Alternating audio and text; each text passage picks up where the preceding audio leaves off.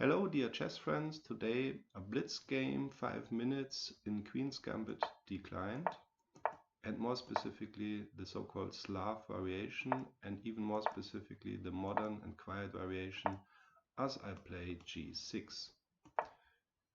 A nice pawn structure here by white, and I now play e6 as well and recapture with the c pawn to open up the c file.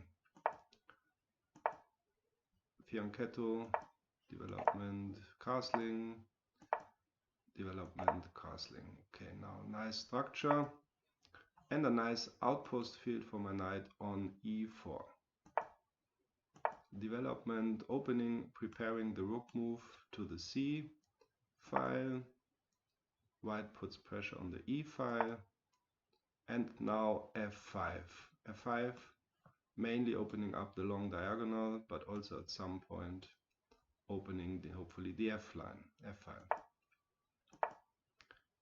I follow my plan, rook moves to c8 and pressure through white on my knight, moving back and consolidating the two pawns here. Very nice. Attacking them, captures, two isolated pawns now on the a line, a file. Outpost from white as well.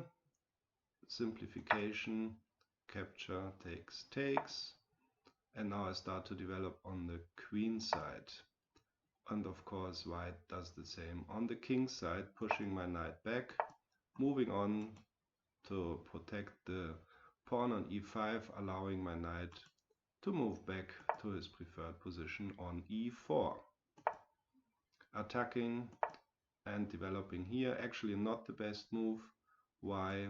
Because now we have two pieces on this diagonal and white sees that immediately, putting on his bishop to a3 on this skewer. So I protect now, but I do not only protect, even it attacks the pawn on a4. Simplification in the center, and now fortunately white captures my knight here. A better move probably would have been something like queen d2. Anyway, now the threat is gone, and at this point the game is quite balanced, both in material and position. White now attacks my queen, but that allows me for the first time to gain a material advantage by capturing the pawn on a4. White now moves his forces over to the king side, and I swap the rooks, and now as you can see only black pieces on the queen side. And white moves his queen over now to the king side.